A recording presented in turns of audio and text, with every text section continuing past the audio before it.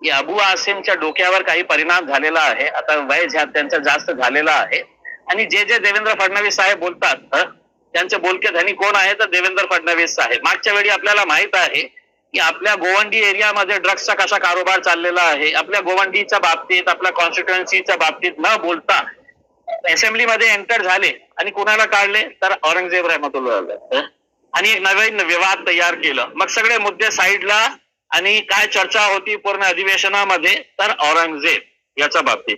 आता 30 तारखेपासून अधिवेशन सुरू आहे.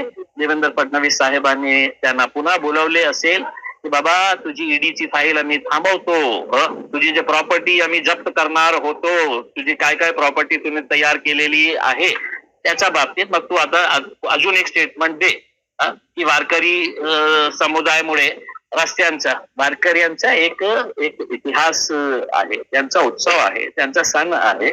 आपण सगळं त्याचा आदर करायला पाहिजे. ठीक आहे, आज भारतीय जनता पार्टीची सरकार आहे ते मुस्लिमांवर असं टार्गेट करत असेल की तुम्ही नमाज नको अदा करत, त्याचाही आम्ही विरोध करतो की कारण नमाज जे आहे ते 5 मिनिटासाठी आहे.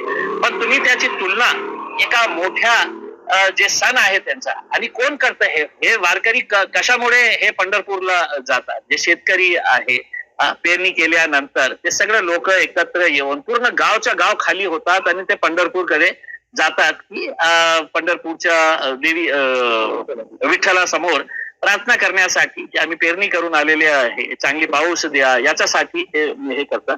तर असं कंपॅरिझन करणं मला असं वाटतं योग्य नाही आहे. आणि मी देवेंद्र फडणवीस साहेबांचाही स्टेटमेंट ऐकलं, त्यांनी सांगितलं की मी अशा प्रकारचे लोकांना मी महत्व देत नाही आहे. मी पण तसंच बोलतो की अबू आसिम सारख्या लोकांना जास्त महत्व देण्याची गरज नाही आहे. त्यांच्या डोक्यावर परिणाम झालेला आहे, हॉस्पिटलमध्ये ऍडमिट करा.